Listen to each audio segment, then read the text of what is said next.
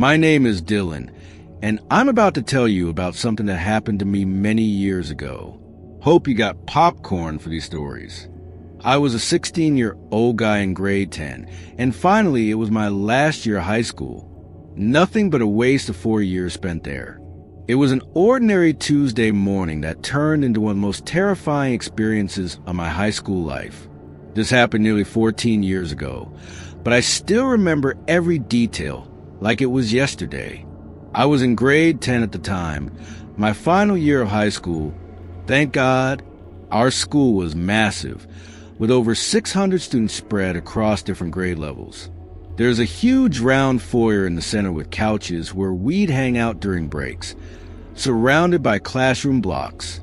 Each grade had about 100 students, and the whole place always buzzed with chaos. In grade 7, we were silly 13-year-olds who didn't care about getting to know everyone unless we had friends or siblings there. Grade 8, we started to mature a tiny bit. Everyone was finding their friend groups. I was diagnosed with epilepsy that year, and apparently I was born autistic. Grade 9 was kind of good as we had better teachers and better PI subject choices, personal interests. But grade 10 was different. Something had shifted that year. The guys had turned into complete assholes, and the girls had become nothing but mouthy bitches. Excuse my language, but that's exactly how it was. I'd been bullied in primary school, so when they started targeting me, I fought back hard, really hard. The tension in our grade was so thick, you could cut it with a knife. The behavior from everyone was really starting to annoy the teachers. In fact, I have a feeling there was more tension between the students that year than any other year.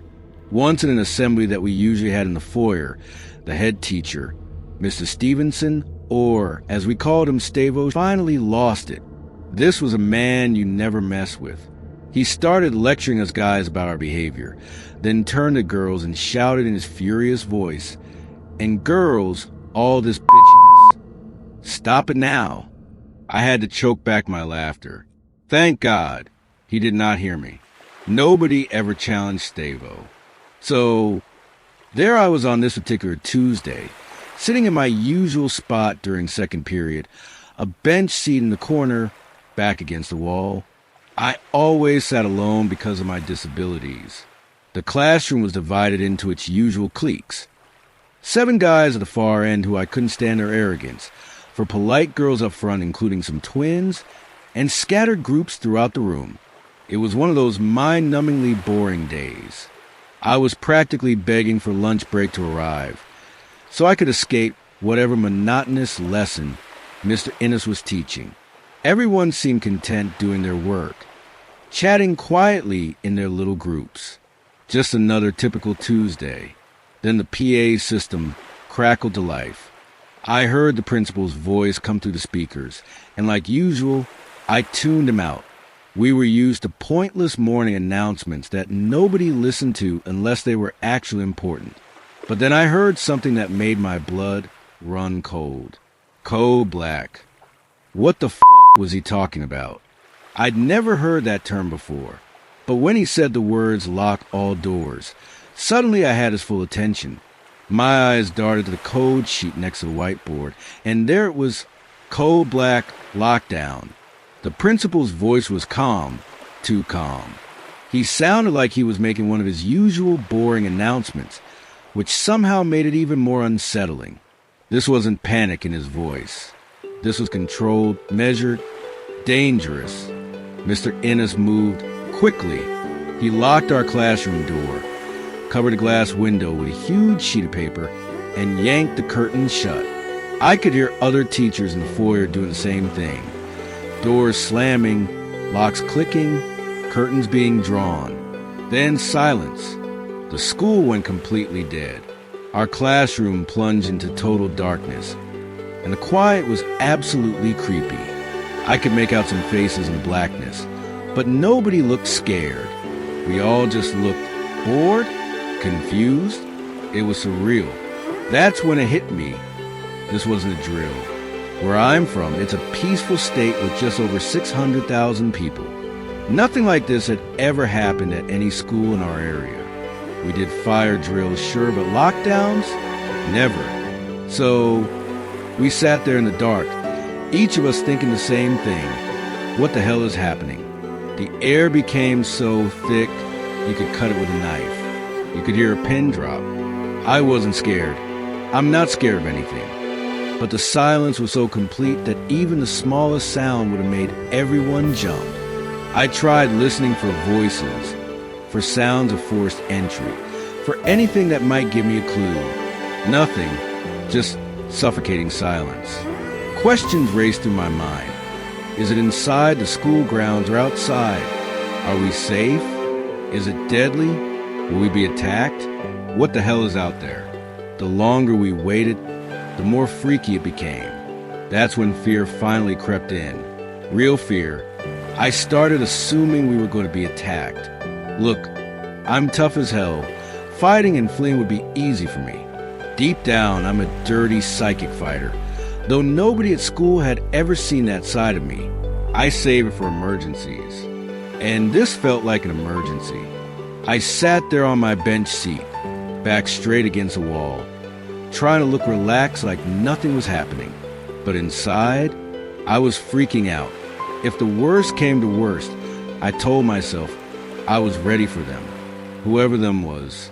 As my eyes adjusted to the darkness, I scanned the classroom every 5 minutes, studying everyone's faces. The usual chaos of our grade had vanished completely. The 7 guys at the far end, who were normally loud and obnoxious, had stopped whispering, which was actually music to my ears. The other students sat at their desks, looking bored and confused.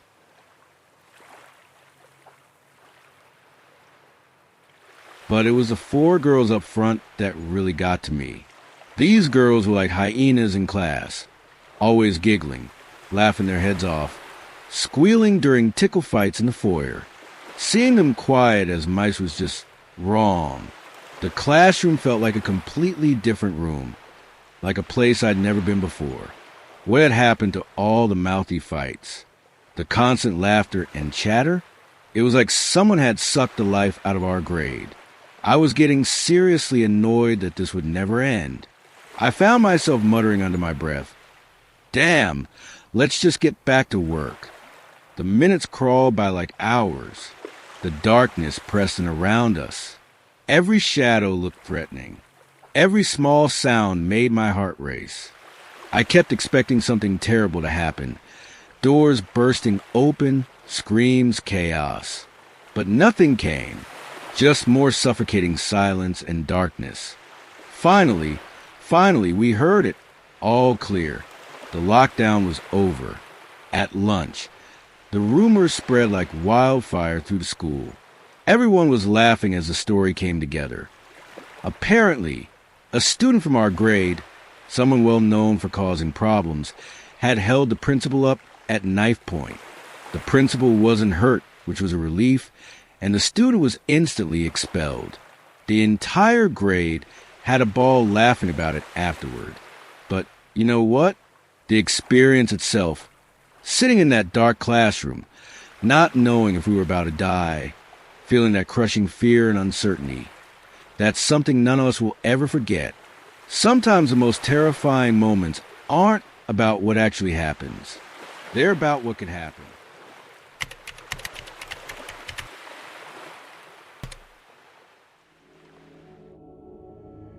This is Dylan again, and I have another story from my final year of high school. What I'm about to tell you involves a second lockdown that happened just a month before graduation. But this one had a twist ending that I didn't discover until years later. A twist that completely changed everything I thought I knew about that day. It was nearly the end of the school year, with only 1 month left until I could finally say goodbye to that chapter forever. I was so excited I could barely contain myself. After 4 years of dealing with toxic classmates and endless drama, freedom was within reach. But this particular day was about to become something special. Something I'd remember for all the wrong reasons, and then for all the right ones. There I was, stuck in class as usual, checking the clock every single second and begging for lunch to arrive.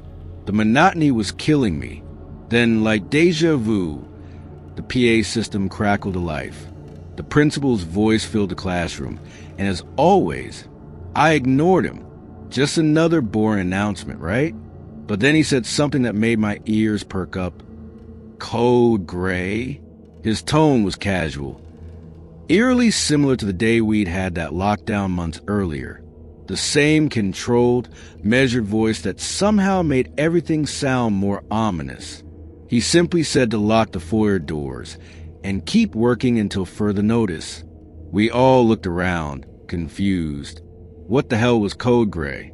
Mr. Innes cleared his throat and explained.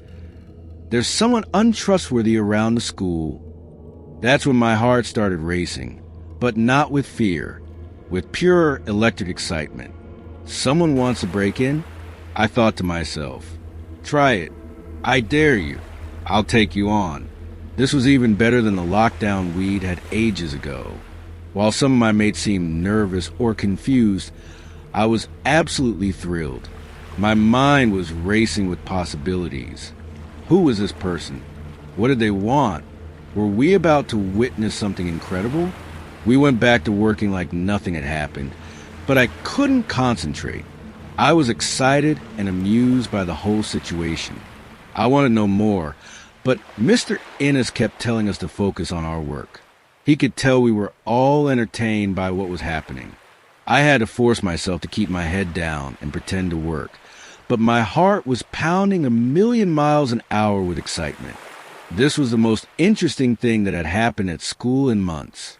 By lunchtime, we still weren't allowed out of our classrooms. That's when things got really interesting. I could hear excited chattering coming from the foyer. Several students were crowded in front of the windows, peeking out, clearly captivated by something outside. I couldn't stand it anymore. I had to see what was happening. I dashed over and managed to get a front row view at one of the windows. What I saw nearly made me demand that a teacher unlock the doors so I could run outside and record everything up close. 2 security guards were talking to someone in the distance. We couldn't make out who it was. They were too far away, and their back was turned toward us. But we could tell the conversation was getting heated by the second. I was screaming to myself, "Come on! Fight them! Run! Just do something!" Everyone crowded at the window was standing there with curiosity and excitement, begging for something dramatic to happen. We were like spectators of the world's most boring action movie, waiting for the good part. A minute later, whoever this person was simply walked away with security following them. We all cursed like hell. What a letdown. Later on, Mr. Innes gave us the official explanation. Someone was just having a bad day. I cursed under my breath. That was it? All that excitement for someone having a bad day? It felt like such a waste of perfectly good drama. But here's the thing. That wasn't the end of this story. Not even close. Unless any other student found out the truth. I'm probably the only one who discovered what really happened that day. And I didn't find out until my first year of college, almost 2 years later. College was amazing for me.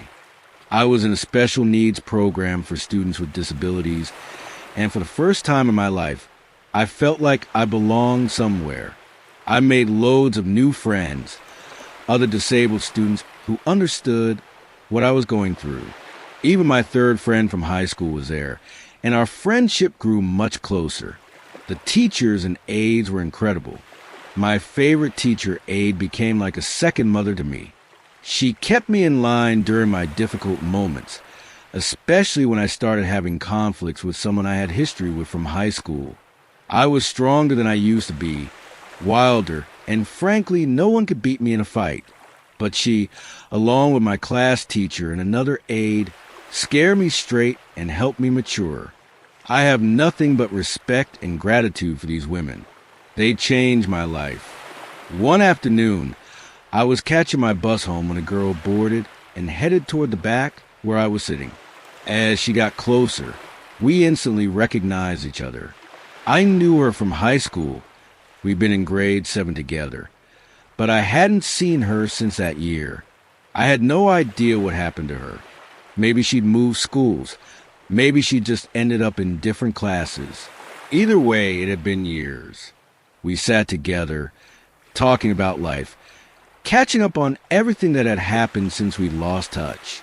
The conversation was casual, friendly, just two former classmates reconnecting. Then, for some reason, I brought up those lockdowns from high school. I was laughing about them, treating them like funny memories from our chaotic final year. That's when she dropped the bombshell. She looked at me with this strange expression and said quietly, "It was me who caused the cold gray?" I stared at her, not understanding. "What do you mean?" She couldn't tell me the specific reason, and I didn't push for details, but she confirmed it. She was the untrustworthy person around the school that day. She was the one the security guards had been talking to. She was the reason we'd been locked in our classrooms, the reason for all that excitement and anticipation. All those months I'd spent thinking about that day, wondering who the mysterious person was, imagining some dangerous intruder or dramatic confrontation. And it turned out to be a girl I'd sat next to in grade 7, someone I'd known, someone who was probably just as young and confused as the rest of us. I laughed about the entire story. Here I'd been, practically vibrating with excitement, ready to take on some dangerous intruder, and it was just a former classmate having whatever kind of bad day had brought security to talk her down. Even though high school was one of the most annoying periods of my life, it's funny how these two lockdown stories became some of my favorite memories from those 4 years. Not because of what actually happened, but because of the mystery, the excitement, the not knowing. Sometimes the best stories aren't about the dramatic events we imagine, but about the ordinary people behind extraordinary moments. That girl on the bus, she probably had no idea that her bad day had become the highlight of mine, that for months afterward, I'd wondered about the mysterious person who'd caused such a stir. The truth is often stranger than fiction, but it's also often much more human than we expect.